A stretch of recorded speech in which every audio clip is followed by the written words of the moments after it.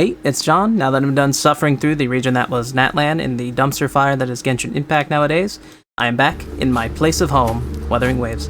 This game, unlike any other gacha game, you see the visuals that are happening right now. Rover walking through the entire last area that you go through for the Black Shores during the incredible Shorekeeper questline. I didn't even know that you could come back here up until about a month ago, and ever since, I actually just come here to walk around. It is beautiful, the ambiance is incredible. There is no other gacha game out right now with the same visual fidelity that Wuthering Waves brings to the table. If you're seeing this video and you just so happen to be curious about this game, play it. It is a visual treat. Obviously, I'm running this game on a higher end rig. I do have ray tracing enabled, so, obviously your mileage might vary there, but even the mobile port stands out. It does look still quite nice, and it's getting further optimizations in an upcoming patch. Ultimately, I'm just blown away by everything that this game has to offer. Its boss fights, its interiors, its design, its sound design. 2.0 immediately brought just a whole new breadth of content, characters, story pacing, environments. It's just incredible. The events themselves, too, have been absolutely stellar. Look right now, if you want to see during this Heron fight. You can actually see the reflection of this giant Havoc chicken in the floor right now because of the ray tracing. You can see everything being mirrored perfectly due to the full path tracing that arrived in this game. If you do have a ray tracing card, if you do have a new 40 series card, you can enable these settings as well as frame gen in the settings menu natively. I'm not going to say where you could do it because I'm totally running this on an advanced graphics card, but you can force these settings on an AMD graphics card with ray tracing cores, and it's really easy to do. That's all I'm going to say. Anyway, here's a little update on my progress with Brant right now, just as a little insert. I'm going to talk more about the environments going forward, just how beautiful they are, the city floating up in the sky that I know is enshrouded by that cloud that I have a feeling we're going to be going to in the near future. I don't know if you happen to see that back there behind those giant wings that you open up as part of that world quest. The stunning beauty that some of these areas have.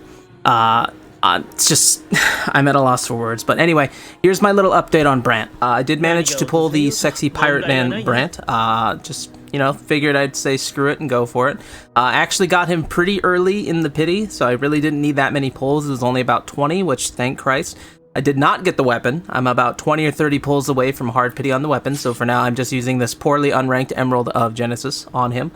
Still need to get that thing maxed out. I've been spending a lot of my time and my resources on other stuff because I'm greedy and stupid. I do not have a single Echo invested or leveled up for him, so it's really, really bad. Skills, I've already got those kind of up. I'm kind of waiting on the weekly boss refreshes, and then I'll go from there to invest the rest of the boss mats to get them up there. But so far, seems like an incredibly fun, fluid character. I can't wait to try him out on, some Chongli quick swap teams, but on top of that, I want to run him with Rosia just because I think it would be funny, and I kind of want to put the Fool's troop together. Aside from that, I've been working on this really stupid build here for Youhu or Yoho or however the hell you pronounce this little shit's name, but ultimately, we're rigging up a DPS build, because I noticed that you do get this insane 15% crit rate upon intro skill, and this stacking crit damage skill 4 times 15%. You could do the math. I'm not going to do it because I failed primary school. Hey, it's me, recording John again. I'm just going to take this time to show you some very beautiful, just incredible scenes of ray tracing in full effect here in the main city here of Renacida, over here in, I think, Laguna. Incredible place, but just completely turned up to 11 with ray tracing, even during the day. The subtle reflections of the buildings in the water, the shimmering and the luminescence coming off of these banners that are nearby. The buildings off in the distance that you can kind of make out have just subtle reflections in the water here, as you can see that I'm passing through the cathedral right now. The lighting on the internal sides of the buildings with the more realistic shadows that are inside are incredible. The reflections off of materials that just frankly don't have any sort of actual reflections in the standard game. It is a visual treat being able to play this game this way, and I cannot stress enough, if you do have a ray tracing card, please just give it a quick look. You know, you can find plenty of guides on YouTube, but you can find out how to enable this on non-40 series cards. And once you play it this way, it's really hard to go back. You do have to run the game on DirectX 12 though. You cannot run the game on a DirectX 11. So that is a hamper. That's kind of a hindrance for some people. I'm not going to specify what people, because, you know, I'm not trying to blow the horn on that, but if you know, you know. But ultimately, it is just stunning what this game can do. You'll see me walking through at nighttime underneath these like neon streets areas here in Ragunna, these puddles of water on the ground also fully reflecting real-time ray traced reflections, the luminescence again coming off the walls, the subtle reflections of the characters on the floor. The fully ray traced environments in this game are fully baked in. None of it is hamstrung or done haphazardly like most AAA studios do, and this isn't even really what you could consider a full AAA studio.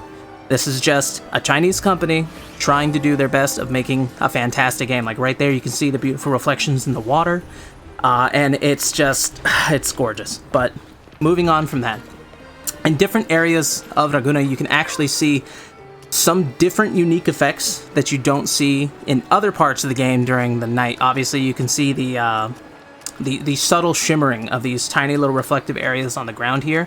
But what's incredible is you might actually be able to tell on some of these back buildings in some of the future shots, you're gonna actually be able to see the water. It's flickering off the side of the walls. Picture you're in an empty area. You're inside of a swimming pool in an enclosed space with a couple lights nearby and some lights built into the pool itself. You can see right back there, if you focus in, those are the real reflections bearing off the wall. I don't exactly know what it's called, but it's that shimmering effect where you can kind of see the water. I'm not going to say the waves weathering, but it's funny. Shimmering off the walls. It is incredible, this entire place. This is not to mention that obviously the ray traced areas for Mount Firmament, the ray traced areas in even places you wouldn't expect go so hard. Like obviously here's me clearing Tower Adversity. It's like the left column side while you're fighting the Dragon of Dirge here. I was using my S6 Rosia with a Mortefi Shorekeeper setup. Also have it in immersion mode just so it's extra pretty, but just the full, just look at the shadows on the dragon and the quality of this area, the lights, it's fantastic. And I know I feel like I'm glazing right now, but this game really does require everyone's attention. For the love of God, if you haven't already, please pick up and play Wuthering Waves. You will not want to go back.